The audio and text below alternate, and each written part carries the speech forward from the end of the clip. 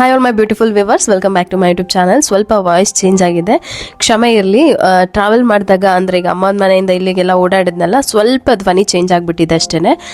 ಇನ್ನು ಅಮ್ಮನೇ ಎಲ್ಲ ಥರ ತರಕಾರಿನೂ ರೆಡಿ ಮಾಡಿ ತೊಗೊಂಡೋಗಿ ತರಕಾರಿ ಸಾಂಬಾರು ಮಾಡಿ ಅಂತ ಹೇಳಿ ಕೊಟ್ಟಿದ್ರ. ಅದಕ್ಕೆ ಇವತ್ತು ಅದನ್ನೇ ಮಾಡಿಬಿಡೋಣ ಅಂತೇಳಿ ಬೇಳೆ ಎಲ್ಲ ನೆನೆಹಾಕ್ತಾ ಇದ್ದೀನಿ. ಬೇಳೆ ಸ್ವಲ್ಪ ನೆನೆಸ್ಬಿಟ್ಟು ಸಾರು ಮಾಡಿದ್ರೆ ಚೆನ್ನಾಗಿರುತ್ತೆ. ಬೇಳೆಯಲ್ಲಿರೋ ನಾರಿನಂಶ ಎಲ್ಲ ಜಾಸ್ತಿ ಸಿಗುತ್ತೆ ಅಂತ ಹೇಳ್ತಾರೆ. ಹಾಗಾಗಿ ಅರಿಶಿನ ತೊಗೊಂಡು ಬಂದಿದೆ, ಹಸಿ ಅರಿಶಿನ. ಇಲ್ಲಿ ತರಕಾರಿ ತರಕ್ಕೆ ಹೋದಾಗ ಇದ್ರಲ್ಲಿ ಪಲ್ಯ ಮಾಡಿದ್ರೆ ತುಂಬ ಚೆನ್ನಾಗಿರುತ್ತೆ. ಸುಮಾರು ದಿನದಿಂದ ಅನ್ಕೊಳ್ತಾ ಇದೆ, ನೋಡಿದಾಗ ತಂದಿರಲಿಲ್ಲ. ಸರಿ ಮಾಡೋಣ ಅಂತ ಹೇಳಿ ತೊಗೊಂಡು ಬಂದೆ. ಹೆಸರುಬೇಳೆ ತಂದು ಸಿಕ್ಕಾಪಟ್ಟೆ ದಿನ ಆಯಿತು. ನನಗೆ ಹೆಸರುಬೇಳೆ ಸೌತೆಕಾಯಿ ಹಾಕೋ ಮಾಡೋ ಹೆಸರುಬೇಳೆ ತುಂಬ ಇಷ್ಟ ಊಟದಲ್ಲಿ, ಅದ್ರ ಜೊತೆ ತಿನ್ನೋದಕ್ಕೆ. ಸರಿ ಅದನ್ನು ಮಾಡ್ಕೊಳ್ಳೋಣ ಅಂತ. ಇನ್ನು ತರಕಾರಿ ಸಾಂಬಾರಿಗೆ ನಾನು ಈರುಳ್ಳಿ, ಟೊಮೊಟೊ, ತೆಂಗಿನಕಾಯಿ ತುರಿ ಮತ್ತು ಸಾಂಬಾರು ಪುಡಿ ಹಾಕಿ ಒಂದು ಮಸಾಲಾನ ರುಬ್ಬಿಟ್ಕೊಳ್ತೀನಿ. ಈ ತರಕಾರಿ ಏನಂತಂದರೆ ಎಲ್ಲ ಹದವಾಗಿ ಬೇಯಬೇಕಂದ್ರೆ ಈ ಥರ ತಪ್ಪಲೆಯಲ್ಲಿ ಬೇಯಿಸ್ಕೊಂಡ್ರೆ ಚೆಂದ. ಕುಕ್ಕರಲ್ಲಿ ಹಾಕಿದ್ರೆ ಒಂದೇ ಇದರಲ್ಲಿ ಎಲ್ಲ ಹಾಳಾಗುತ್ತೆ. ಹಾಗಾಗಿ ಫಸ್ಟು ನೀರನ್ನು ಬಿಸಿ ಮಾಡಿ ಬೇಳೆ ನೆಂದಿರೋ ಬೇಳೆ ಹಾಕಿ, ತರಕಾರಿ ಹಾಕಿ, ಮಸಾಲ ರುಬ್ಬಿರೋದನ್ನ ಹಾಕಿ, ಉಪ್ಪು ಹಾಕಿ, ಹುಣಸೆ ಹುಳಿ ಹಾಕಿ, ಒಗ್ಗರಣೆ ಹಾಕೊಂಡು ತರಕಾರಿ ಸಾಂಬಾರು ಮಾಡ್ಕೊಳ್ತೀನಿ. ಇದು ತುಂಬ ಚೆನ್ನಾಗಿರುತ್ತೆ. ಅದ್ರ ಜೊತೆಗೆ ಇರಲಿ ಅಂತ ಹೇಳ್ಬಿಟ್ಟು ಸೌತೆಕಾಯಿ ಮಾಡಿದೆ. ಲಾಸ್ಟ್ ವ್ಲಾಗಲ್ಲಿ ಸ್ವಲ್ಪ ವಾಯ್ಸ್ ಮ್ಯೂಟ್ ಆಗಿಬಿಟ್ಟಿತ್ತು, ನಾನು ಅಬ್ಸರ್ವ್ ಮಾಡಿರಲಿಲ್ಲ. ಅಮ್ಮ ಮಾತಾಡಿರೋದು ಅಂದರೆ ಮನೆ ಹತ್ರ ಹಾವುಗಳು ಬರುತ್ತಲ್ಲ, ಅದ್ರ ಬಗ್ಗೆ ಬೈರ ಹೆಂಗೆ ರಿಯಾಕ್ಟ್ ಮಾಡ್ತಾನೆ ಅದ್ರ ಬಗ್ಗೆ ಏನೋ ಹೇಳ್ತಾ ಇದ್ರು. ಮರದ ಮೇಲೆ ಒಂದು ಕೆರೆ ಹಾವು ಅಂತ ನಿಮ್ಗೆ ಗೊತ್ತಿಲ್ಲ, ನಮ್ಮ ಮನೆ ಹತ್ರ ಸಿಕ್ಕಾಪಟ್ಟೆ ಹಾವು ಬರುತ್ತೆ. ಹೇಳಿದ್ರೆ ನಂಬ್ತಾರೋ ನಂಬಲ್ವ ಗೊತ್ತಿಲ್ಲ. ಅದನ್ನೆಲ್ಲ ನೋಡಿಕೊಂಡು ನಮ್ಮಮ್ಮ ಇರ್ತಾರೆ ಅವಾಗ್ಲೂ. ಬೈರ ಇರೋದಕ್ಕೆ ಸ್ವಲ್ಪ ಭಯ ಇಲ್ಲ, ಮೊದಲೆಲ್ಲ ತುಂಬ ಬಂದ್ಬಿಡ್ತಾ ಇತ್ತು. ಬಟ್ ಇದುವರೆಗೂ ಯಾರಿಗೂ ಏನೂ ಪ್ರಾಬ್ಲಮ್ ಆಗಿಲ್ಲ. ಬರುತ್ತೆ, ಇರುತ್ತೆ, ಹೋಗುತ್ತೆ, ಆ ಥರ ಅಷ್ಟೇ. ನಾಗರಾವಂತೂ ಸಿಕ್ಕಾಪಟ್ಟೆ ಬರ್ತವೆ. ಒಂದ್ಸರಿ ಹಾವು ಹಿಡಿಯೋರ್ನ ಕರೆಸಿ ಹಾವನ್ನ ಇಡ್ಸಿದ್ವಿ.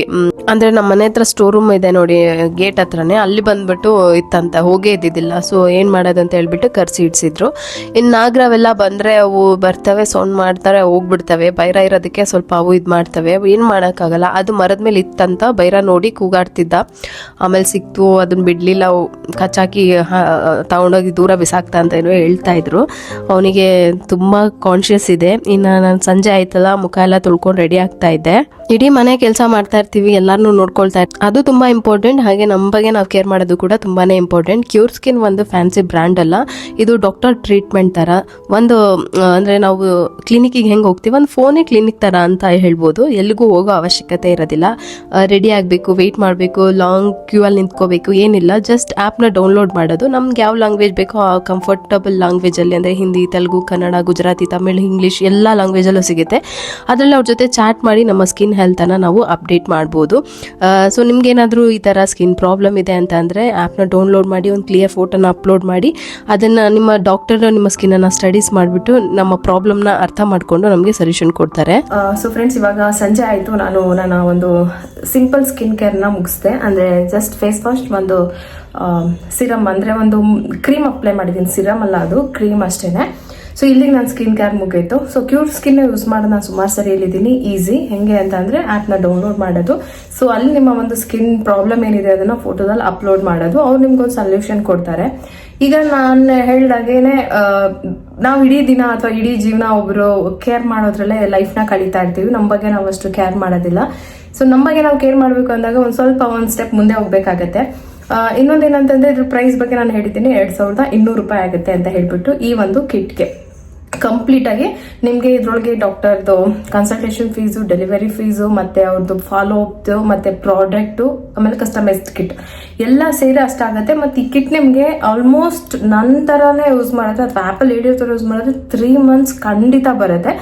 ಸೊ 2 to 3 months ಆರಾಮಾಗಿ ಒಂದು ಕಿಟ್ನ ನೀವು ಯೂಸ್ ಮಾಡ್ಕೋಬಹುದು. ಸೊ ಪ್ರೈಸ್ದು ನಿಮಗೆ ನಾನು ಯಾವಾಗಲೂ ಹೇಳಿದ್ದೀನಿ ಡೈರೆಕ್ಟ್ ಆಗಿನೇ. ಮತ್ತೆ ಇನ್ನೊಂದೇನು ಅಂತಂದ್ರೆ ಕೂಪನ್ ಕೋಡ್ನ ಮೆನ್ಷನ್ ಮಾಡಿರ್ತೀನಿ, ಅದನ್ನ ನೀವು ಯೂಸ್ ಮಾಡ್ಕೊಳ್ಳಿ. ಸೊ ಸ್ಕಿನ್ ಕೇರ್ ಅನ್ನೋದು ಏನಂತಂದ್ರೆ 10 ಪ್ರಾಡಕ್ಟ್ಸ್, ಒಂದು 8 ಸ್ಟೆಪ್ಸು. ಸೊ ಲೇಯರ್ ಮೇಲೆ ಲೇಯರ್ ಏನೋ ಅಪ್ಲೈ ಮಾಡೋದು. ಸೊ ಆ ಥರ ಮಾಡೋದ್ರಿಂದ ಏನಾಗುತ್ತೆ, ಸ್ಕಿನ್ ಬ್ರೀತ್ ಮಾಡೋಕ್ಕಾಗಲ್ಲ, ಉಸಿರಾಡೋದಕ್ಕಾಗೋದಿಲ್ಲ.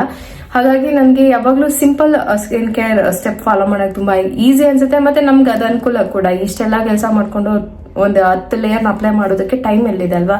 ಹಾಗಾಗಿ ಇದು ಬೆಸ್ಟ್ ಅಂತ ಅನ್ಸುತ್ತೆ. ನೀವು ಕೂಡ ಇದೇ ಥರ ಸಿಂಪಲ್ ಆಗಿ ನಿಮ್ಮ ಸ್ಕಿನ್ ಕೇರ್ನ ಮಾಡ್ತೀನಿ ಅಂತ ಅಂದ್ರೆ ನೀವು ಖಂಡಿತ ಈ ಆಪ್ ಅನ್ನ ಉಪಯೋಗಿಸ್ಕೋಬಹುದು. ಇನ್ನೊಂದೇನಂತಂದ್ರೆ ಇದು ಏನು ಮ್ಯಾಜಿಕ್ ಅಲ್ಲ, ಸ್ವಲ್ಪ ಟೈಮ್ ತಗೊಳುತ್ತೆ. ಕನ್ಸಿಸ್ಟೆನ್ಸಿ ಆಗಿ ನೀವು ಫಾಲೋ ಮಾಡಿ. ನನಗೆ ಅಂತ ಅಲ್ಲ, ಸುಮಾರು 98% ಜನ ಯಾರು ಕ್ಯೂರ್ಸ್ಗೆ ಯೂಸ್ ಮಾಡಿದ್ರು 98% ಜನಕ್ಕೆ ವಿತಿನ್ 3 weeks ಅಲ್ಲೇ ಕೂಡ ರಿಸಲ್ಟ್ ಕೂಡ ಸಿಕ್ಕಿದೆ. ಸೊ ಹಾಗಾಗಿ ನಾನು ಇದನ್ನ ಹೇಳ್ಬೋದು ಅಂತ ಹೇಳಿ ನಿಮ್ಗೆ ಹೇಳ್ತೀನಿ ಅಷ್ಟೇನೆ. ಯಾರಿಗೆ ಚೆನ್ನಾಗಿದೆ ಸ್ಕಿನ್ ಅಂದ್ರೆ ಬೇಡ, ನಿಮ್ಗೆ ಅವಶ್ಯಕತೆ ಇಲ್ಲ. ಇದು ಸ್ಕಿನ್ ಅಲ್ಲಿ ಪ್ರಾಬ್ಲಮ್ ಇದೆ, ತುಂಬಾ ಏನೋ ಪಿಂಪಲ್ ಮಾರ್ಕ್ ಆಗಿದೆ, ಏನೋ ಒಂದು ಪ್ರಾಬ್ಲಮ್ ಇದೆ ಅನ್ನೋರಿಗೆ ಮಾತ್ರನೇ ನಾನು ಇದನ್ನ ಸಜೆಷನ್ ಮಾಡ್ತೀನಿ. ಸುಮ್ನೆ ಎಲ್ಲರೂ ಯೂಸ್ ಮಾಡಿ ಅಂತ ನಾನು ಹೇಳಲ್ಲ. ಚೆಕ್ ಮಾಡಿ, ಡಿಸ್ಕ್ರಿಪ್ಷನ್ ಲಿಂಕ್ ಇರುತ್ತೆ, ಮರಿದಲ್ಲ ನನ್ನ ಕೂಪನ್ ಕೋಡ್ ಯೂಸ್ ಮಾಡ್ಕೊಳ್ಳಿ ಅಕಸ್ಮಾತ್ ಬೈ ಮಾಡೋ ಹಾಗಿದ್ರೆ. ಸೊ ಇವಾಗ ತುಂಬಾ ದಿನ ಆಯ್ತು ಮಕ್ಳಿಗೆ ಸ್ನಾಕ್ಸ್ ಏನು ಮಾಡಿಕೊಟ್ಟಿಲ್ಲ, ಅದಕ್ಕೆ ಇವತ್ತು ತುಂಬಾ ತಲೆ ಭಾರ ಅನಿಸ್ತಾ ಇದೆ. ಯಾಕೆ ಅಂತ ಗೊತ್ತಿಲ್ಲ. ಮಧ್ಯಾಹ್ನನೇ ಮಾಡೋಣ ಅನ್ಕೊಂಡೆ, ಮಾಡೋಕ್ಕಾಗಲಿಲ್ಲ. ಓಕೆ, ಇನ್ನು ಫುಲ್ಲು ಇವತ್ತೇನು ಕೆಲಸನೂ ಇಲ್ಲ ನೈಟ್ ಎಲ್ಲ. ಹಾಗಾಗಿ ನೈಟ್ ಎಲ್ಲ ಅಂತಲ್ಲ, ಇಲ್ಲಿಂದ ಸಂಜೆಯಿಂದ ಇನ್ನು ಮಲ್ಗೋ ತನಕ ಫ್ರೀ ಇದೆ. ಸರಿ, ಏನಾದರೂ ಸ್ನ್ಯಾಕ್ಸ್ ಮಾಡಿಡೋಣ ಅನ್ಕೊಂಡಿದ್ದೀನಿ. ಬನ್ನಿ, ಇವತ್ತು ಮಕ್ಳಿಗೆ ಸ್ನ್ಯಾಕ್ಸ್ ಮಾಡ್ತೀನಿ, ಹಾಗೆ ನಿಮ್ಗೂ ಕೂಡ ಶೇರ್ ಮಾಡ್ಕೊಳ್ತೀನಿ. ಸಿಕ್ಕಾಪಟ್ಟೆ ತಲೆ ಭಾರ ಆಗ್ತಾ ಇದೆ. ತಲೆ ಮೇಲೆ ಏನೋ ತುಂಬಾ ಹೆವಿ ಏನೋ ಒತ್ಕೊಂಡಿದ್ದೀನೇನೋ ಅಂತ ಫೀಲ್ ಆಗ್ತಾ ಇತ್ತು. ನನಗೆ ಗೊತ್ತಿಲ್ಲ ಯಾಕೆ ಅಂತ. ಸರಿ, ಮಕ್ಳಿಗೆ ಏನಾದರೂ ಸ್ನ್ಯಾಕ್ಸ್ ಮಾಡೋಣ ಅಂತ ಅನ್ಕೊಂಡೆ, ಆದರೆ ಮಧ್ಯಾಹ್ನದಿಂದ ಟ್ರೈ ಮಾಡ್ತಾ ಇದ್ದೀನಿ, ಅದು ಹೆಡ್ಏಕ್ ಬಿಡ್ತಾನೆ ಇಲ್ಲ. ಸರಿ, ಇಲ್ಲ ಹಿಂಗೆ ಇದ್ರೆ ನನ್ಗೆ ಆ ಥರ ಆದಾಗ ನಾನು ಸುಮ್ಮನೆ ಕೂರೋದೇ ಇಲ್ಲ, ಏನಾದರೂ ಎಕ್ಸ್ಟ್ರಾ ಕೆಲಸ ಮಾಡೋಕ್ಕೆ ಟ್ರೈ ಮಾಡ್ತೀನಿ. ಸೊ ಅದರಿಂದ ಸ್ವಲ್ಪ ರಿಲೀಫ್ ಸಿಗುತ್ತೆ ಅಂತ ಹೇಳಿ ಅಷ್ಟೇ. ಅದು ಆಗಿದೆ ಅಂತ ಹೋಗಿ ಬೆಡ್ ಮೇಲೆ ಮಲ್ಕೊಂಡ್ರೆ ಮತ್ತೆ ನಾನು ಬೆಡ್ ರಿಡನ್ ಥರ ಆಗ್ಬಿಡ್ತೀನಿ. ಒಂದು 3 ದಿನ ಮತ್ತೆ ಮಲ್ಕೊಳ್ಳೋಣ ಅಂತ. ಅದಕ್ಕೆ ಇವತ್ತು ಏನಾದರೂ ಸ್ನ್ಯಾಕ್ಸ್ ಎಲ್ಲ ರೆಡಿ ಮಾಡಿ ಇಟ್ಕೊಳ್ಳೋಣ ಅಂತ. ಈ ಟೈಮಲ್ಲಿ ನನ್ನ ಫೇವ್ರೆಟ್ ಸಾಂಗ್ಸ್ನ ಕೇಳ್ತೀನಿ ನಾನು. ಅದರಲ್ಲಿ ಇದು ಒಂದು.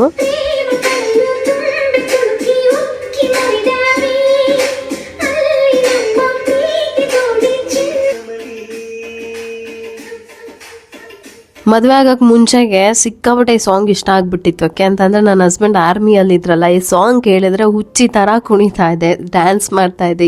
ಏನು ಖುಷಿ, ಆ ಸಂತೋಷ ಗೊತ್ತಿಲ್ಲ, ಹೇಳೋಕ್ಕಾಗಲ್ಲ. ಬಟ್ ಇವತ್ತು ಅಷ್ಟೇ ಖುಷಿ ಆಗುತ್ತೆ. ಇವತ್ತು ಒಂದು ಸ್ನ್ಯಾಕ್ಸ್ ರೆಸಿಪಿ ಮಾಡ್ತಾ ಇದ್ದೀನಿ. ಇದಕ್ಕೆ ಸ್ವಲ್ಪ 1-2 ಕಪ್ ಗೋಧಿ ಹಿಟ್ಟು, ಬೋಂಡದ ಹರಿಸಿಟ್ಟು ಅಂತ ಹೇಳ್ತೀವಲ್ಲ ಅದು, ಸ್ವಲ್ಪ ರವೆ, ಸಣ್ಣ ರವೆ, ಕಸೂರಿ ಮೇಥಿಯನ್ನು ಕೈಯಲ್ಲಿ ಚೆನ್ನಾಗಿ ಉಜ್ಬಿಟ್ಟು ಹಾಕ್ತಾ ಇದ್ದೀನಿ. ಅದ್ರ ಜೊತೆಗೆ ಖಾರಕ್ಕೆ ಎಷ್ಟು ಬೇಕೋ ಅಷ್ಟು ಖಾರದ ಪುಡಿ, ಸ್ವಲ್ಪ ಹಿಂಗೆ ಹಾಕೊಂಡಿದ್ದೀನಿ. ಎಣ್ಣೆಯಲ್ಲೆಲ್ಲ ಫ್ರೈ ಮಾಡೋಂಗಿದ್ರೆ ಸ್ವಲ್ಪ ಹಿಂಗೆ ಹಾಕೊಂಡ್ರೆ ಒಳ್ಳೆಯದು. ಅದಕ್ಕೆ ಸ್ವಲ್ಪ ಅರಿಶಿನದ ಪುಡಿ, ತುಂಬಾ ಒಂಥರ ಖಾರವಾಗಿ ಚೆನ್ನಾಗಿರುತ್ತೆ. ಉಪ್ಪು ಖಾರ ಎಲ್ಲ ಅದುವಾಗಿ ಹಾಕಿದ್ರೆ. ಸ್ವಲ್ಪ ಖಾರ ಜಾಸ್ತಿ ಆಗಬೇಕಂದ್ರೆ ಪೆಪ್ಪರ್, ಇಲ್ಲಾಂದರೆ ಚಿಲ್ಲಿ ಫ್ಲೇಕ್ಸ್ ಇದ್ದರೆ ಅದನ್ನೂ ಹಾಕ್ಕೊಬೋದು. ಮೇಲೆ 1 ಸ್ಪೂನ್ ಅಷ್ಟು ಜೀರಿಗೆ ಹಾಕ್ಕೊಂಡಿದ್ದೀನಿ.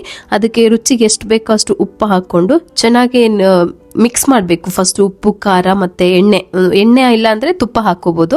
ಎರಡರಲ್ಲಿ ಯಾವುದಾದ್ರೂ ಹಾಕ್ಕೊಂಡು ಚೆನ್ನಾಗಿ ಪೌಡರ್ನ ಮಿಕ್ಸ್ ಮಾಡ್ಕೋಬೇಕು. ಮಿಕ್ಸ್ ಮಾಡಾದ್ಮೇಲೆ ಸ್ವಲ್ಪ ನೀರು ಹಾಕ್ಕೊಂಡು ಚಪಾತಿ ಹಿಟ್ಟು ಕಳಿಸ್ತೀವಲ್ಲ ಅದೇ ಅದಕ್ಕೆ ಕಳಿಸ್ಬಿಟ್ಟು ಒಂದು ಪ್ಲೇಟ್ ಮುಚ್ಚಿ ಒಂದು 10-15 ನಿಮಿಷ ಅಥವಾ ನಾನು ನೆಕ್ಸ್ಟ್ ಕೆಲಸ ಆಗೋ ತನಕ ಅದನ್ನು ಹಾಗೆ ಇಟ್ಬಿಡ್ತೀನಿ. ಆಮೇಲೆ ಅದನ್ನು ಮಾಡ್ಕೊಂಡ್ರೆ ಆಯಿತು. ಸೊ ಇದೊಂದು ಬ್ಯಾಟರ್ ರೆಡಿ ಆಯಿತು. ಇದ್ರ ಜೊತೆಗೆ ಇನ್ನೊಂದನ್ನು ಮಾಡ್ಕೊಳ್ತೀನಿ. ಸೊ ಇದು ಚೆನ್ನಾಗಿರುತ್ತೆ. ಇನ್ನೊಂದು ಸ್ವಲ್ಪ ಕಟ್ಟಾಮಿಟ್ಟ ಥರ, ಅಂದರೆ ಸಿಹಿ, ಉಪ್ಪು, ಹುಳಿ ಆ ಥರ. ಇದು ತುಂಬ ಚೆನ್ನಾಗಿದೆ. ನನ್ನ ಕಂಪ್ಲೀಟ್ ಎನರ್ಜಿಗೆ ರೀಸನ್ನೇ ನಾನು ಹಾಡು ಕೇಳ್ತೀನಿ, ಹಳೇದು, ಮತ್ತು ನಂಗೆ ಇಷ್ಟ ಆಗೋ ಸಾಂಗ್ಸ್ ಕೇಳ್ತೀನಿ. ಅದರಿಂದ ನಂಗೆ ಒಂದು ಎನರ್ಜಿ ಬರುತ್ತೆ. ಸೊ ಇದಕ್ಕೆ ನಾನು 1.5 ಕಪ್ಪಷ್ಟು ಗೋಧಿ ಹಿಟ್ಟು ತೊಗೊಂಡಿದ್ದೀನಿ. ಅದಕ್ಕೆ ಮತ್ತು ಬೋಂಡದ ಹಿಟ್ಟು, ಸ್ವಲ್ಪ ಜೀರಿಗೆ, ಸ್ವಲ್ಪ ಅರಿಶಿನ ಮತ್ತು ಉಪ್ಪು, ಇಷ್ಟೇ. ಇದಕ್ಕಿನ್ನೇನು ಜಾಸ್ತಿ ಬೇಡ. ಇದನ್ನು ಸೇಮ್ ಅದಕ್ಕೆ ಕಳಿಸ್ಬಿಟ್ಟು ಸೈಡಲ್ಲಿ ಎತ್ತಿಟ್ಕೊಳ್ಳೋಣ. ಎರಡು ಸ್ವಲ್ಪ ಡಿಫ್ರೆಂಟ್ ಆಗಿರುತ್ತೆ ಸ್ನ್ಯಾಕ್ಸು. ಸೊ ಇವಾಗ ನಾನು ಸುಮಾರು ಜನ ಕೇಳ್ತಾ ಇದ್ರಿ OTG ಯೂಸ್ ಮಾಡ್ತಾ ಇದ್ದೀರಾ, ಅದು ಹೆಲ್ದಿ ವರ್ಷನ್ ಅಲ್ಲ ಆ ಥರ ನೀವು ಸುಮಾರು ಸರಿ ನನ್ನ ಕಮೆಂಟಲ್ಲಿ ಹೇಳ್ತಿದ್ರಿ. ತುಂಬ ಹೆಲ್ತ್ ಕಾನ್ಷಿಯಸ್ ಹೇಳ್ತೀರಾ ಅಥವಾ ಅದು ಇದು ಅಂತ ಹೇಳ್ತೀರಾ. ನಾನು ತುಂಬ ಹೆಲ್ತ್ ಕಾನ್ಷಿಯಸ್ ಏನಿಲ್ಲ. ನಾನು ಎಲ್ಲ ಊಟ ಮಾಡ್ತೀನಿ. ನನ್ನ ಲೈಫಲ್ಲಿ ಡಯಟ್ ಅಂತ ಮಾಡಿಲ್ಲ, ಅಥವಾ ನಾನು ಆಯಿಲ್ ತಿನ್ನಲ್ಲ, ಇದು ತಿನ್ನಲ್ಲ. ಮನೇಲಿ ಮಾಡಿದ್ದು ಎಲ್ಲನೂ ತಿಂತೀನಿ. ಆದರೆ ಯಾವುದು ಒಳ್ಳೆಯದು ಅದನ್ನು ಜಾಸ್ತಿ ಯೂಸ್ ಮಾಡಿಕೊಂಡು ಊಟ ಮಾಡ್ತೀವಿ ಅಂತ ಹೇಳಿದ್ದು. ಸೊ ಅದ್ರ ಬಗ್ಗೆ ಒಂದಿಷ್ಟು ಹೇಳ್ತೀನಿ. ನನಗೆ ಗೊತ್ತಿರೋದು, ನಾನು ಯಾಕೆ ಏರ್ ಫ್ರೈಯರ್ OTGನ ಆಪ್ಷನಲ್ ಆಗಿ ತೊಗೊಳ್ತೀನಿ ಅಂತ. ಇನ್ನು ಅದನ್ನು ಕೂಡ ಸ್ವಲ್ಪ ಚೆನ್ನಾಗಿ ನಾದ್ಬಿಟ್ಟು ಚಪಾತಿ ಹಿಟ್ಟಿನ ಅದಕ್ಕೆ ಸೈಡಲ್ಲಿ ಇಟ್ಟಿದ್ದೀನಿ. ಅದಕ್ಕೊಂದು ಮಸಾಲ ರೆಡಿ ಮಾಡ್ಕೊತೀನಿ. ಅದಕ್ಕೆ ಬಿಳಿ ಎಳ್ಳು, ಸ್ವಲ್ಪ ಕಡಲೆಕಾಯಿ, ಅದ್ರ ಜೊತೆಗೆ ಜೀರಿಗೆ ಮತ್ತು ತೆಂಗಿನಕಾಯಿ ತುರಿ, ಇಷ್ಟನ್ನು ಚೆನ್ನಾಗಿ ಫ್ರೈ ಮಾಡ್ಕೊಳ್ತೀನಿ. ತೆಂಗಿನಕಾಯಿ ತುರಿಲಿ ಬಿಟ್ಕೊಳ್ಳೋ ಎಣ್ಣೆ ಇದೆಯಲ್ಲ ಅದರೊಳಗೇ ಜೀರಿಗೆ ಮತ್ತು ಇದು ಎಲ್ಲ ಚೆನ್ನಾಗಿ ಫ್ರೈ ಆಗುತ್ತೆ. ಅದಕ್ಕೆ ಖಾರಕ್ಕೆ ಒಂದು 2 ಹಸಿರು ಮೆಣಸಿನ್ಕಾಯಿ ಹಾಕ್ಕೊಂಡಿದ್ದೀನಿ. ಚೆನ್ನಾಗಿ ಫ್ರೈ ಆದಮೇಲೆ ಮಿಕ್ಸಿ ಜಾರ್ಗೆ ಹಾಕಿ ಚೆನ್ನಾಗಿ ಪುಡಿ ಮಾಡ್ಕೋಬೇಕು. ಪುಡಿ ಮಾಡ್ಕೊಳ್ಳುವಾಗ ಅದಕ್ಕೆ ಸ್ವಲ್ಪ ಅರಿಶಿನ ಪುಡಿ ಮತ್ತು ಖಾರದ ಪುಡಿ ಹಾಕ್ಕೊಬೇಕು. ಅದ್ರ ಜೊತೆಗೆ ಸ್ವಲ್ಪ ಇದು ಸ್ವೀಟು ಮತ್ತು ಖಾರ ಹುಳಿ ಆ ಥರ ಇರೋದ್ರಿಂದ ಒಂದು ಸ್ವಲ್ಪ ಬೆಲ್ಲ ಹಾಕ್ಕೊಳ್ತೀನಿ ರುಬ್ಬೋದಕ್ಕೆ. ಹುಣಸೆ ಹುಳಿ ಕೂಡ ಹಾಕ್ಕೊಳ್ತೀನಿ. ಇದರಿಂದ ಏನಾಗುತ್ತೆ ಗೊತ್ತಾ, ಇದು ತುಂಬ ಒಂಥರ ಕಟ್ಟಮಿಟ್ಟ ಬರುತ್ತೆ, ಚೆನ್ನಾಗಿರುತ್ತೆ ಟೇಸ್ಟು. ನಾರ್ಮಲ್ ಬೇರೆ ಥರ ಸ್ನ್ಯಾಕ್ಸ್ಗೂ ಈ ಒಂದು ಸ್ಟಫ್ನ ನೀವು ಯೂಸ್ ಮಾಡ್ಕೋಬೋದು. ಅದಕ್ಕೆ ಸ್ವಲ್ಪ ಉಪ್ಪು ಹಾಕ್ಕೊಂಡಿದ್ದೀನಿ. ಇಷ್ಟೇ, ಇದನ್ನು ಚೆನ್ನಾಗಿ ರುಬ್ಬಿ ಪುಡಿ ಮಾಡಿ ಅದ್ರ ಮೇಲೆ ನಾನು ಸ್ವಲ್ಪ ಕೊತ್ತಂಬರಿ ಸೊಪ್ಪು ಮತ್ತು ನಿಂಬೆ ಹಣ್ಣಿನ ರಸ ಹಾಕ್ಕೊಳ್ತೀನಿ ಅಷ್ಟೇ. ಇದು ಸ್ಟಫ್ ರೆಡಿ ಆಗುತ್ತೆ. ಮೊದಲಿಗೆ ನಾನು ಮಾಡಿಟ್ಟಿದ್ನಲ್ಲ ಈ ಹಿಟ್ಟನ್ನು ಚೆನ್ನಾಗಿ ಚಪಾತಿ ಹಿಟ್ಟಿನ ಥರ ನಾದ್ಬಿಟ್ಟು ರೌಂಡ್ ಸರ್ಕಲ್ ಆಗಿ ಕಟ್ ಮಾಡಿ ಅದನ್ನು ಫ್ರೈ ಮಾಡ್ಕೊಳ್ಳೋದು. ನಿಮ್ಮ ಹತ್ರ OTG ಅಥವಾ ಏರ್ ಫ್ರೈಯರ್ ಇಲ್ಲ ಅಂದರೆ ತೊಂದರೆ ಏನೂ ಇಲ್ಲ, ಮನೇಲೇ ಚೆನ್ನಾಗಿರೋ ಎಣ್ಣೆ ಯೂಸ್ ಮಾಡಿ ಡೀಪ್ ಫ್ರೈ ಮಾಡ್ಕೊಳ್ಳಿ. ಚೆನ್ನಾಗಿರೋ ಎಣ್ಣೆ ಅಂತ ಅಂದರೆ ಮನೇಲೆ ಹಾಕ್ಸ್ಕೊಳ್ಳಿ ಅಂತ ನಾನು ಯಾವಾಗಲೂ ಹೇಳ್ತೀನಿ. ಕಡಲೆಕಾಯಿ ಎಣ್ಣೆ ಇರ್ಬೋದು, ತೆಂಗಿನ ಎಣ್ಣೆ ಇರ್ಬೋದು, ಮನೇಲೇ ನೀವು ಕಾಯಿ ಅಥವಾ ಏನು ಕಾಳು ತೊಗೊಂಬಂದು ಎಲ್ಲ ಕಡೆ ಕೋಲ್ಡ್ ಪ್ರೆಸ್ ಸಿಗುತ್ತೆ ಇವಾಗ ಮಿಷಿನಲ್ಲಿ, ವುಡ್ ಪ್ರೆಸ್ಸು, ಅದರಲ್ಲಿ ಹೋಗಿ ಹಾಕ್ಸ್ಕೊಂಡು ಬಂದರೆ ನಿಮಗೆ ಎಣ್ಣೆ ಚೆನ್ನಾಗಿ ಒಳ್ಳೆ ಎಣ್ಣೆ ಸಿಗುತ್ತೆ. ಅದರಲ್ಲಿ ಡೀಪ್ ಫ್ರೈ ಮಾಡ್ಕೊಂಡು ಏನು ಅಷ್ಟು ಏನು ಪ್ರಾಬ್ಲಮ್ ಅಂತ ಏನಿಲ್ಲ ಅಂತ ನನ್ಗನ್ಸುತ್ತೆ. ಹಾಗಾಗಿ ಇದನ್ನೇ ನಾನು ಜಾಸ್ತಿ ಮಾಡೋದು. ಇದನ್ನು ಏರ್ ಫ್ರೈಯಲ್ಲಿ ಮಾಡೋದ್ರಿಂದ ಏನು ಬೆಸ್ಟ್ ಅಂತಂದರೆ ಜಾಸ್ತಿ ಎಣ್ಣೆ ಹಾಕೋ ಅವಶ್ಯಕತೆ ಇಲ್ಲ. ಒಂದೇ ಒಂದು ಸ್ಪೂನಲ್ಲಿ ಇಷ್ಟನ್ನು ಕೂಡ ನಾನು ಬೇಯಿಸ್ಕೋಬೋದು. ಸೇಮ್ ಕ್ರಿಸ್ಪಿಯಾಗಿ ಚೆನ್ನಾಗಾಗುತ್ತೆ. OTG ಅಥವಾ ಏರ್ ಫ್ರೈಯರ್ ಎರಡೂ ಅಷ್ಟೇ. ನಮಗೆ ಈಗ ಏನೇ ಇದೆ ಅಲ್ಲ, ಒಳ್ಳೇದು ಕೆಟ್ಟದ್ದು ಏನೇ ಇರಲಿ ಅದ್ರೊಳಗೆ ಎರಡು ಮುಖ ಇರುತ್ತೆ. ಒಂದರಲ್ಲಿ ಅದ್ರೊಳಗೆ ಅಡ್ವಾಂಟೇಜು ಇರುತ್ತೆ, ಡಿಸ್ಅಡ್ವಾಂಟೇಜು ಇರುತ್ತೆ. ಒಳ್ಳೇದಾಗುತ್ತೆ, ಕೆಟ್ಟದಾಗುತ್ತೆ, ಯೂಸ್ ಮಾಡೋದ್ರ ಮೇಲೆ ಬಿಟ್ಟಿದ್ದು. ಸೇಫಾಗಿ ಬೆಸ್ಟಾಗಿ ಯೂಸ್ ಮಾಡ್ಕೊಳ್ಳಿದ್ರೆ ಅತಿಯಾದ ಅಮೃತನೂ ವಿಷ ಆಗುತ್ತೆ. ಇದ್ರೊಳಗೆ ಟೆಂಪ್ರೇಚರ್ ಕೊಟ್ಟಿರ್ತಾರೆ ಅಂತ ನಾವು ಫುಲ್ ಟೆಂಪ್ರೇಚರ್ ಹಾಕಿ ಬರ್ನ್ ಮಾಡೋದಲ್ಲ. ಯಾವಾಗಲೂ ಅಷ್ಟೇ ಸೇಫ್ ಆಗಿ ಅಂದರೆ 160 ಡಿಗ್ರಿಯಿಂದ 180 ಡಿಗ್ರಿ. ಇವಾಗ ನಾವು ಎಣ್ಣೆನ ಎಷ್ಟು ಬೇಕಾದರೂ ಬಿಸಿ ಮಾಡಿ ಹಾಕ್ಬೋದು ಅಂತ ಇರುತ್ತೆ. ಬಟ್ ಅದರಲ್ಲೂ ಇಷ್ಟೇ ಬಿಸಿಲು ಮಾಡಿದ್ರೆ ಒಳ್ಳೇದು ಇಲ್ಲ, ತುಂಬ ಬರ್ನ್ ಮಾಡಿದ್ರೆ ಸೀದೋಗಿ ಹಾಳಾಗುತ್ತೆ ಬಿಟ್ಟರೆ ಅದು ಟೇಸ್ಟಿಯಾಗಿ ಆಗೋದಿಲ್ಲ. ಹಾಗೇನೆ OTGಲೂ ಕೂಡ 160 ಡಿಗ್ರಿಯಿಂದ 180 ಡಿಗ್ರಿವರೆಗೂ ಆಲ್ಮೋಸ್ಟ್ ಜಾಸ್ತಿ ನಿಧಾನಕ್ಕೆ ನಾನು ಅದರೊಳಗೆ ಬೇಯಿಸ್ಕೊಳ್ಳೋದು. ಅರ್ಜೆಂಟ್ ಮಾಡೋಕ್ಕೆ ಹೋಗಲ್ಲ. ಇಲ್ಲಿ ಎಣ್ಣೆಯಲ್ಲಿ ಬೇಯಿಸಿರೋದು ಹಿಂಗಿದೆ. ಏರ್ ಫ್ರೈಯಲ್ಲಿ ಎರಡು ಟೇಸ್ಟ್ ಏನು ಡಿಫ್ರೆಂಟ್ ಇಲ್ಲ, ತುಂಬ ಚೆನ್ನಾಗೇ ಇರುತ್ತೆ, ಕ್ರಿಸ್ಪಿಯಾಗೆ ಬಂದಿರುತ್ತೆ. ಸೊ ಆ ಥರ ಟೆಂಪ್ರೇಚರಲ್ಲಿ ಇದು ಮಾಡಬೇಕು. ತುಂಬ ಮೀಡಿಯಮ್ ಅಂತಂದರೆ 190ಇಂದ 200 ಡಿಗ್ರಿ ರೇರ್ ಆಗಿ ಏನಾದರೂ ಗ್ರಿಲ್ ಮಾಡೋಂಗಿದ್ರೆ. ಸೊ ಆ ಥರ ಇದ್ದರೆ ಮಾತ್ರ. ಹೈ ಟೆಂಪ್ರೇಚರ್ ಅಂದರೆ 200 ಮೇಲೆ ನಾವು ಇಡಬಾರ್ದು. ಅದರೊಳಗೆ ಏನಾಗುತ್ತೆ, ನ್ಯೂಟ್ರಿಷನ್ ಎಲ್ಲ ಹಾಳಾಗುತ್ತೆ ಮತ್ತು ಡ್ರೈ ಆಗಿಬಿಡುತ್ತೆ. ಊಟ ಏನಿದೆ ತುಂಬ ಡ್ರೈ ಆಗುತ್ತೆ. ಅದರಿಂದ ಕಾನ್ಸ್ಟಿಪೇಷನ್ ಪ್ರಾಬ್ಲಮ್ ಆಗ್ಬೋದು, ಡೈಜೆಷನ್ ಆಗಲ್ಲ ಅಂತ ಹೇಳ್ತಾರೆ. ಅದು ಬಿಟ್ಟರೆ ಬರ್ನ್ ಆದರೆ ಅದರೊಳಗೆ ಹಾರ್ಮ್ಫುಲ್ ಕಾಂಪೌಂಡ್ಸ್ ಏನಾದರೂ ಇದಾಗುತ್ತೆ, ಅದು ಟಾಕ್ಸಿಕ್ ಥರ ಇದಾಗುತ್ತೆ ಅಷ್ಟೇ, ಬಿಟ್ಟರೆ ಮಕ್ಕಳಿಗೆಲ್ಲ ಸ್ವಲ್ಪ ಡೈಜೆಷನ್ ಪ್ರಾಬ್ಲಮ್ ಆಗ್ಬೋದು. ಅಂದ್ರೆ ತುಂಬಾ ಹೈ ಟೆಂಪರೇಚರ್ ಅಲ್ಲಿ ಹೇಳ್ತಾ ಇರೋದು ನಾನು. ಇಲ್ಲ, ಈ ತರ ನಿಧಾನಕ್ಕೆ ಫಸ್ಟೇ ಒಂದು 5ರಿಂದ 10 ನಿಮಿಷ ಪ್ರೀ ಹೀಟ್ ಮಾಡ್ಕೋಬೇಕು. ಆಮೇಲೆ ಅದನ್ನ ಮೀಡಿಯಂ ಟೆಂಪರೇಚರ್ಗೆ ಸೆಟ್ ಮಾಡಿಕೊಂಡು ನಿಧಾನಕ್ಕೆ ಕುಕ್ ಮಾಡಬೇಕು. ಸ್ಲೋ ಆಗಿ ಕುಕ್ ಮಾಡಿದ್ರೆ ಎಲ್ಲ ಒಳ್ಳೇದು. ಅಡುಗೆ ನಾರ್ಮಲ್ ಅಡುಗೆಲ್ಲೂ ಸ್ಲೋ ಕುಕ್ ಮಾಡಿದ್ರೆ ಒಳ್ಳೇದು. ಫುಲ್ ಹೈ ಫ್ಲೇಮಲ್ಲಿ ಇಟ್ಕೊಂಡು ಬರ್ನ್ ಮಾಡಿದ್ರೆ ಅದರಲ್ಲೂ ಕೂಡ ಒಳ್ಳೇದಲ್ಲ. ಸೊ ಅಷ್ಟೇನೆ. ಇದು OTGಲಿ ಏನಾದರೂ ಮಾಡ್ಕೊಂಡು ತಿಂದಮೇಲೆ ಸ್ವಲ್ಪ ವಾರ್ಮ್ ವಾಟರ್ ಕುಡಿದ್ರೆ ಒಳ್ಳೇದು. ಅದು ಬಿಟ್ಟರೆ ನನಗೇನು ಅದರೊಳಗೆ ಏನೋ ಇದು ಅಂತ ಏನೂ ಇಲ್ಲ. ಡೈಲಿ ಏನು ಯೂಸ್ ಮಾಡೋದಿಲ್ಲ OTGನ. ರೇರ್ ಆಗಿ ಈ ಥರ ಏನಾದರೂ ಬ್ರೆಡ್ಡು, ಕೇಕು, ಸ್ನ್ಯಾಕ್ಸ್ ಮಾಡಲೇಬೇಕಲ್ಲ, ಆ ಟೈಮಲ್ಲಿ ನಮಗೆ OTG ಬೇಕು. ಇಲ್ಲಾಂದರೆ ನಾವು ಗ್ಯಾಸ್ ಯೂಸ್ ಮಾಡೋ, ಎರಡೂ ಒಂದೇ ಥರ ಆಗುತ್ತೆ. ಏನು ಅದು ಬೇರೆ ಇದು ಬೇರೆ ಅಲ್ಲ, ಎರಡೂ ಒಂದೇ. ನೀವು ಕುಕ್ಕರ್ ಇಟ್ಬಿಟ್ಟು ಅದ್ರಲ್ಲಿ ಪ್ರೆಷರ್ ಹಾಕಿ ಮಾಡಿದ್ರೆ ಅದು ಹಂಗೆ ಬರುತ್ತೆ. ನೀವು OTGಲಿ ಇಟ್ಬಿಟ್ಟು ಮಾಡಿದ್ರೆ ಅದು ಹಾಗೆ ಆಗುತ್ತೆ ಅಷ್ಟೇ. OTG ಏನೇನು ಅಥವಾ ಏರ್ ಫ್ರೈಯರ್ನ ನಾನು ಡೈಲಿ ಯೂಸ್ ಮಾಡೋದಿಲ್ಲ. ಹೈ ಟೆಂಪ್ರೇಚರಲ್ಲಿ ಯೂಸ್ ಮಾಡೋಕ್ಕೆ ಹೋಗಲ್ಲ. ಮತ್ತು ಫ್ರೋಝನ್ ಫ್ರೂಟ್ ಯೂಸ್ ಮಾಡಲ್ಲ. ಜಾಸ್ತಿ ಆಯಿಲ್ ಯೂಸ್ ಮಾಡಲ್ಲ ಅಂತ ಅತಿಯಾಗೂ ತಿನ್ನೋಕೆ ಹೋಗಲ್ಲ. ಎಷ್ಟು ಬೇಕೋ ಅಷ್ಟು ಮಾಡ್ಕೊಳ್ತೀವಿ ಅಷ್ಟೇ. ರೇರ್ ಆಗಿ ಕಮ್ಮಿ ಮಾಡೋದು, ತಿನ್ನೋದು ಅಷ್ಟೇನೆ. ಅದರಿಂದ ನನಗೇನು ಏನೋ ಆಗೋಗುತ್ತೆ, ಅದೆಲ್ಲ ನನಗೇನು ಅನಿಸಿಲ್ಲ. ಇದು ಹೇಳಿಲ್ವಾ, ಎಲ್ಲದರಲ್ಲೂ ಒಳ್ಳೇದು ಕೆಟ್ಟದ್ದು ಎರಡೂ ಇರುತ್ತೆ. ಸೊ ಒಳ್ಳೇದನ್ನು ಜಾಸ್ತಿ ನಾವು ತೊಗೊಂಡು ಹೋಗ್ಬೇಕು, ಕೆಟ್ಟದನ್ನು ಅಲ್ಲೇ ಬಿಡಬೇಕು ಅಷ್ಟೇ. ಯೂಸ್ ಮಾಡ್ಬೋದು, ಅದರಲ್ಲಿ ಏನು ಪ್ರಾಬ್ಲಮ್ ಇಲ್ಲ. ಆರಾಮಾಗಿ ನೀವು ಮೀಡಿಯಮ್ ಇದರಲ್ಲಿ ಇಟ್ಕೊಂಡು ಟೆಂಪ್ರೇಚರಲ್ಲಿ ಇಟ್ಕೊಂಡು ಮಾಡ್ಬೋದು. ಬೇಕ್ ಮಾಡೋದಕ್ಕೆ ಬೇಕೇ ಬೇಕಾಗತ್ತೆ ಏನೇ ಆಗಲಿ. ಸೊ ಆ ಥರ. ಆಮೇಲೆ ಏನಾದರೂ ಡ್ರೈ ಮಾಡೋದಕ್ಕೆ, ಇವಾಗ ನಮಗೆ ಬಿಸಿಲಿಲ್ಲ ಏನಿಲ್ಲ, ಅದಕ್ಕೆಲ್ಲ ಡ್ರೈ ಮಾಡೋದಕ್ಕೆಲ್ಲ ಬೇಕು. ಸೊ ಸ್ಲೋ ಆಗಿ ಮಾಡೋದ್ರಿಂದ ನ್ಯೂಟ್ರಿಷನ್ ಏನು ಹಾಳಾಗೋದಿಲ್ಲ. ಸೊ ನಿಮ್ಗೆ ಹಂಗೆ ಆಗಲ್ಲ, ನಮಗೆ ಅದರಲ್ಲಿ ಇಷ್ಟ ಇಲ್ಲ, ಮನಸ್ಸಿಲ್ಲ ಅಂತಂದರೆ ಈ ಥರ ಮನೇಲೇ ಎಣ್ಣೆ ಮಾಡಿಸ್ಕೊಂಡು ಡೀಪ್ ಫ್ರೈ ಮಾಡ್ಕೊಳ್ಳಿ. ಎರಡೂ ಕೂಡ ಸ್ನ್ಯಾಕ್ಸ್ ರೆಡಿ ಆಯಿತು. ಇನ್ನು ನನ್ನ ಮಗನಿಗೆ ಹುಣಸೆ ಹಣ್ಣಿಂದು ಈ ಸ್ಟಿಕ್ಕಲ್ಲಿ ಹಾಕಿ ಕೊಡ್ತಾರೆ ನೋಡಿ, ಒಂಥರ ಅದು ಕ್ಯಾಂಡಿ ಅಂತ ಹೇಳ್ತೀವೋ ಏನು ಹೇಳ್ತೀವೋ, ಅದು ತುಂಬ ಇಷ್ಟ.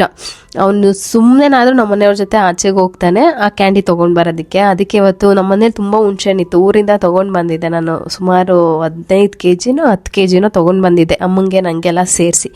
ಸರಿ, ತುಂಬ ಇತ್ತು, ಮಾಡಿಕೊಡೋಣ ಅಂತ ಹೇಳಿ ಅದನ್ನು ಮಾಡೋಣ ಅಂದ್ಕೊಂಡೆ. ಇವತ್ತಂತೂ ನೈಟ್ ಅಡುಗೆ ಕೆಲಸ ಇರಲಿಲ್ವಲ್ಲ, ಇದರಲ್ಲೇ ಆರಾಮಾಗಿ ಟೈಮ್ ಪಾಸ್ ಮಾಡಿಬಿಟ್ಟಿದ್ದೀನಿ. ಒಂಥರ ಟೈಮ್ ರಿಲ್ಯಾಕ್ಸ್ ಅನ್ನಿಸ್ತು. ಕೆಲವೊಬ್ಬರಿಗೆ ಕೆಲವೊಂದು ಕೆಲಸ ಮಾಡಿದ್ರೆ ರಿಲ್ಯಾಕ್ಸ್ ಅನಿಸುತ್ತೆ ನೋಡಿ. ನೆನ್ನೆಲ್ಲ ತುಂಬ ಒಂಥರ ತಲೆ ಇಟ್ಕೊಂಡಂಗೆ ಆಗಿಬಿಟ್ಟಿತ್ತು, ಏನೂ ಮಾಡೋಕ್ಕಾಗಿರಲಿಲ್ಲ. ಇದೇನಂದರೆ ಹುಣ್ಸೆಹಣ್ಣ ಚೆನ್ನಾಗಿ ನೆನೆಸಿದ್ದೀನಿ, ಅದೆರಡು ಸ್ನ್ಯಾಕ್ಸ್ ಹಾಕೋಷ್ಟ್ರೊಳಗೆ ಇದು ನೆನ್ಕೊಂತು. ಈ ಥರ ಸ್ವಲ್ಪ ಜಾಲ್ಸ್ಕೋಬೇಕು, ಅಂದರೆ ಸೋಸೋದು ಬರುತ್ತಲ್ಲ ಅದರೊಳಗೆ ಹಿಂಗೆ ಪ್ರೆಸ್ ಮಾಡಿ ನಾನು ಫಿಲ್ಟರ್ ಮಾಡಿ ತೆಗಿತೀನಿ, ಅದೇನು ಹಾಕಲ್ಲ. ಅದರೊಳಗೆ ಸ್ವಲ್ಪ ಹುಣ್ಸೆಹಣ್ಣಿನ ನಾರು ಸಿಪ್ಪೆ ಎಲ್ಲ ಇತ್ತು, ಹಾಗಾಗಿ ಸ್ವಲ್ಪ ಅದು ನನಗೆ ಸೋಸ್ಕೊಂಡು ಆಮೇಲೆ ಮಾಡ್ಕೊಳ್ತೀನಿ. ನೈಸ್ ಪೇಸ್ಟ್ ಬರುತ್ತೆ. ಹೊರಗಡೆ ಥರ ನಮಗೆ ಗಂಟು ಆ ಥರ ನಾರು ಎಲ್ಲ ಸಿಗಲ್ಲ. ಅದಕ್ಕೆ ಸ್ವಲ್ಪ ಬೆಲ್ಲ, ಸಕ್ಕರೆ ಇದ್ರೆ ಹಾಕ್ಕೊಳ್ಳಿ, ಇಲ್ಲಾಂದರೆ ನಾನು ಕಲ್ ಸಕ್ಕರೆ ಹಾಕ್ಕೊಂಡಿದ್ದೀನಿ. ಹಾಕಿ ಚೆನ್ನಾಗಿ ಮಿಕ್ಸ್ ಮಾಡ್ಕೋಬೇಕು. ಅದು ಬೆಲ್ಲ, ಪಾಕ ಮತ್ತು ಹುಳಿ ಇದ್ರ ಜೊತೆಗೇನೆ ಅದು ಗಟ್ಟಿ ಆಗಬೇಕು. ಗಟ್ಟಿ ಆಗೋ ತನಕ ತಿರುಗಿಸ್ತಾ ಇರಬೇಕು. ಅದಕ್ಕೆ ಸ್ವಲ್ಪ ಚಾಟ್ ಮಸಾಲ ಹಾಕ್ಕೊಂಡಿದ್ದೀನಿ. ರುಚಿಗೆ ಬೇಕಾದಷ್ಟು ಉಪ್ಪು ಹಾಕಬೇಕು. ಉಪ್ಪಿನ ವಿಡಿಯೋ ಕ್ಲಿಪ್ ಮಿಸ್ ಆಗಿದೆ ಅನಿಸುತ್ತೆ. ಚಾಟ್ ಮಸಾಲ, ಉಪ್ಪು, ಖಾರದ ಪುಡಿ, ಬೆಲ್ಲ ಮತ್ತು ಇಷ್ಟೇ. ನಿಮ್ಗೆ ಇನ್ನೂ ಹುಳಿ ಇದೇ ಸಾಕಾಗುತ್ತೆ, ನಿಂಬೆಹಣ್ಣು ಎಲ್ಲ ಹಾಕೋ ಅವಶ್ಯಕತೆ ಇಲ್ಲ. ಬೇಕಂದರೆ ಒಂದು 1/4 ಭಾಗದಷ್ಟು ನಿಂಬೆಹಣ್ಣು ಇಟ್ಕೋಬೋದು. ಇಷ್ಟೇ ಸಾಕು. ಇದು ಚೆನ್ನಾಗಿ ಗಟ್ಟಿ ಆಗೋ ತನಕ ಚೆನ್ನಾಗಿ ತಿರುಗಿಸ್ತಾ ಇರಬೇಕು. ಸೂಪರಾಗಿ ಆಗುತ್ತೆ. ನೀವು ಹೊರಗಡೆ ತರ್ತೀರಲ್ಲ ಅದೇ ಥರ ಇರುತ್ತೆ. ಇನ್ನೂ ಸೇಫಾಗಿ ಕ್ಲೀನಾಗಿ ಮಾಡಿದ್ದೀವಿ ಅಂತ ನಮಗೆ ಒಂಥರ ಖುಷಿನೂ ಇರುತ್ತಲ್ವ. ಇದು ನಮ್ಮ ಪ್ರೀತಮ್ಗೆ ತುಂಬ ಇಷ್ಟ. 3-4 ತಿಂದಿದ್ದಾನೆ, ಬೇಡ ಕಣು ಅಂದ್ರೂ ಅಷ್ಟು ಇಷ್ಟ. ಇದಕ್ಕೆ ರ್ಯಾಪ್ ಮಾಡೋಕ್ಕೆ ನನ್ನ ಹತ್ರ ಏನೂ ಇರಲಿಲ್ಲ, ಹಂಗೆ ಇಟ್ಟರೆ ಒಂದೊಂದು ಅಂಟ್ಕೊಂಡ್ಬಿಡುತ್ತೆ ಅಂತ ನಮ್ಮ ಮನೆಯವ್ರ ಪಾಪ ನೈಟ್ ಅದೆಲ್ಲ ಹುಡ್ಕೊಂಡು ತೊಗೊಂಡು ಬರೋಕ್ಕೆ ಹೋಗಿದ್ರು.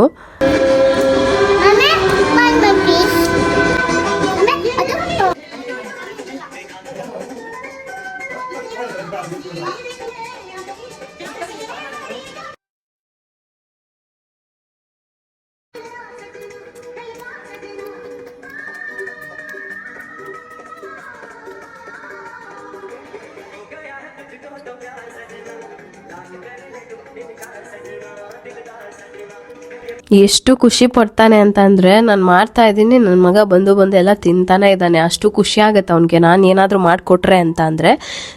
ಈ ನಡುವೆ ಅಂದರೆ ಈ ಮನೆಗೆ ಬಂದಮೇಲೆ ಸ್ವಲ್ಪ ನನಗೆ ಸ್ನ್ಯಾಕ್ಸ್ ಎಲ್ಲ ಮಾಡೋಕ್ಕೆ ಆಗ್ತಾಯಿಲ್ಲ, ಏನಂತ ಗೊತ್ತಿಲ್ಲ. ಮಾಡ್ತೀನಿ, ಮಾಡೋಕ್ಕಾಗಲ್ಲ ಅಂತ ಅಲ್ಲ, ಬಟ್ ಏನು ಟೈಮ್ ಹಂಗೆ ಕೂಡ ಬಂದಿಲ್ಲ. ಅಲ್ಲಿದ್ದಾಗ ತುಂಬ ಮಾಡ್ತಾಯಿದ್ದೆ, ತುಂಬ ಫ್ರೀ ಟೈಮ್ ಸಿಗ್ತಾಯಿತ್ತು. ಯಾವಾಗಲೂ ಮಕ್ಳಿಗೆ ಏನಾದರೂ ಬಾಕ್ಸಲ್ಲಿ ಮಾಡಿಡ್ತಾ ಇದ್ದೆ, ಏಕೆಂದರೆ ಹೊರಗಡೆನೂ ಕೊಡ್ಸಲ್ಲ, ಮನೆಯಲ್ಲೇ ಅವ್ನಿಗೆ ಮಾಡೋದು ಇಷ್ಟ. ನಾವೇನೂ ಮಾಡಿಲ್ಲ ಅಂದರೆ ನಾನು ತುಂಬ ಫ್ರೂಟ್ಸ್ ತಂದು ಇಟ್ಬಿಡ್ತೀನಿ, ಅದನ್ನೇ ತಿಂತಾ ಇರ್ತಾನೆ. ಆ್ಯಡ್ ಬ್ರೇಕಿಗೆ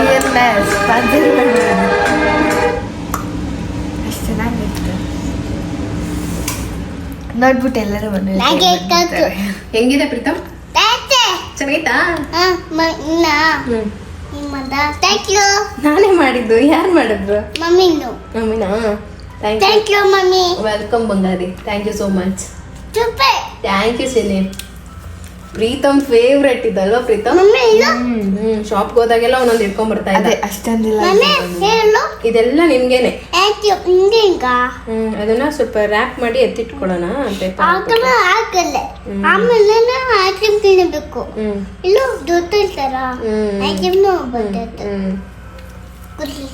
ಹೆಂಗಿತ್ತಮ್ಮ? ಚೆನ್ನಾಗಿತ್ತು. ಖಾರ ಜಾಸ್ತಿ ಆಯ್ತಾ? ಕರೆಕ್ಟ್ ಆಯ್ತಾ? ಕರೆಕ್ಟ್ ಆಯ್ತು. ಅದು ಹುಳಿ ಇರೋದಲ್ಲ, ಅಷ್ಟು ಖಾರ ಇರ್ಬೇಕು. ಚಾಕಿ ಮಗ್ನೆ ತಿನ್ನು ಮಗ್ನೆ. ಅದು ಖಾರ, ಅದು ಚಾಕಿ. ಅದು ಚಾಕಿ ಅಂತ, ಖಾರ ಅಂತ. ಖಾರ, ಚಾಕಿ. ಪಾ ಎಷ್ಟು ಖುಷಿ ಆಗುತ್ತಲ್ಲ ನಿಂಗೆ ಏನಾದ್ರು ಮಾಡ್ಕೊಟ್ರೆ. ಖಾರ ಖಾರ. ಚೇಸ್ ಮಾಡು. Chase mummy. Thanks. Welcome. Chase. ಎರಡನೇದು ಪ್ರೀತಮ್.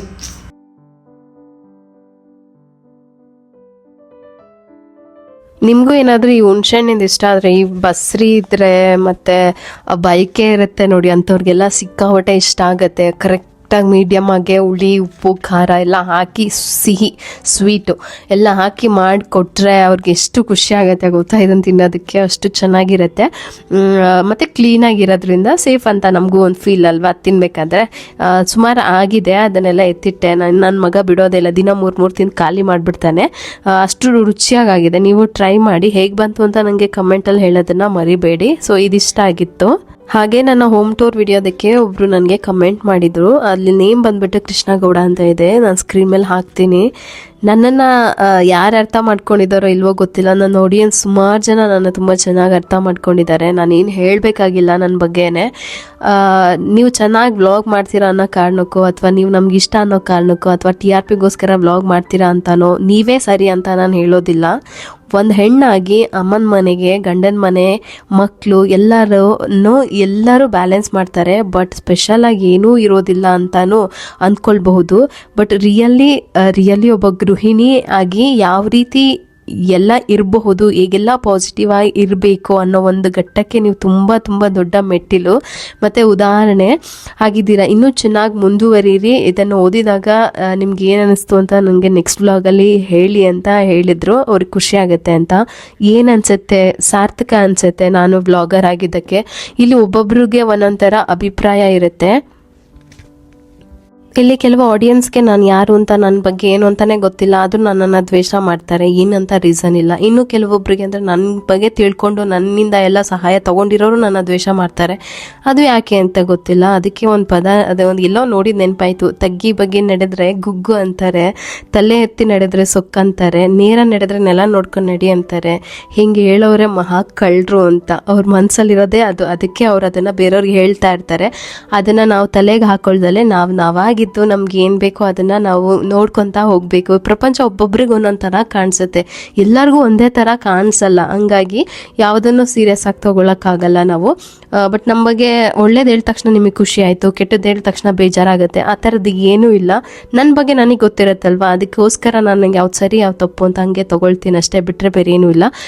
ನೀವು ಹೇಳಿದ್ದಕ್ಕೆ ನಂಗೆ ತುಂಬ ತುಂಬ ತುಂಬ ಖುಷಿ ಆಯಿತು. Thank you so much. ಇದೇ ಥರ ನನಗೆ ಸಪೋರ್ಟ್ ಮಾಡಿ. ಇಲ್ಲಿಗೆ ಸ್ನ್ಯಾಕ್ಸ್ದು ನಾನು ಮುಗಿಸ್ತಾ ಇದ್ದೀನಿ. ಈ ವ್ಲಾಗಲ್ಲಿ ನಾನು ಜಾಸ್ತಿ ಏನು ಇನ್ಕ್ಲೂಡ್ ಮಾಡಿಲ್ಲ, ರೆಸಿಪಿನೇ ಇದ್ದಿದ್ದರಿಂದ ನಿಮಗೂ ಈಸಿ ಆಗುತ್ತೆ ನೆಕ್ಸ್ಟು ನೋಡೋದಕ್ಕೆ ಅಂತ ಹೇಳಿ. ನೆಕ್ಸ್ಟ್ ವ್ಲಾಗಲ್ಲಿ ಮತ್ತೆ ಸಿಗ್ತೀನಿ. ಅಲ್ಲಿವರೆಗೂ ಟೇಕ್ ಕೇರ್, ಬಾಯ್.